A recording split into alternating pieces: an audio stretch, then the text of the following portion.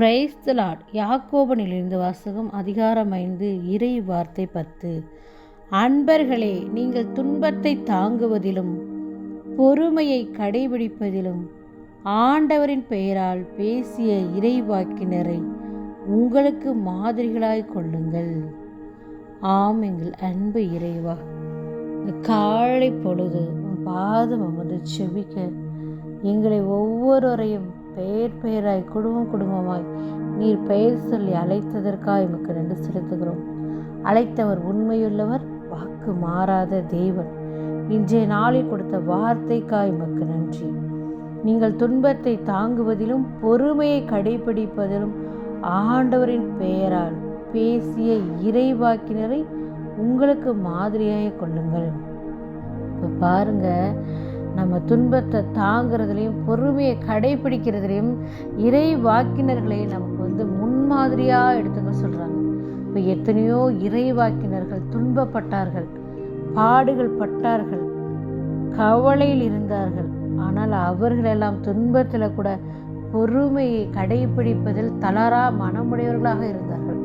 இந்த தானியேலை எடுத்துக்கோங்க. தானியேல் எவ்வளவு கஷ்டப்பட்டிருப்பார்.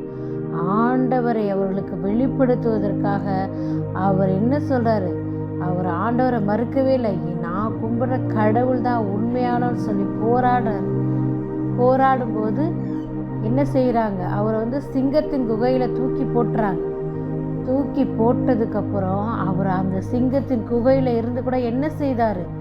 மனம் நம்ம சோர்ந்து போகாதபடிக்கு அவர் ஜெபம் செய்கிறார். ஆண்டவர் இடத்துல ஜெபம் செய்கிறார். தானியேல் 3 வேளை ஜெபிப்பார். தானியேலை போல 3 வேளை ஜெபிக்கும் போது முழங்கால் படியிட்டு கண்ணீர் விட்டு ஆண்டவர் இடத்துல நம்ம ஜெபிக்கணும். அப்பதான் நமக்கு வர துன்பங்கள் இருந்து நாம் பொறுமையாக இருக்க முடியும். அதை தாங்கி கொள்ளக்கூடிய அந்த பலனை ஆண்டவர் கொடுப்பார்.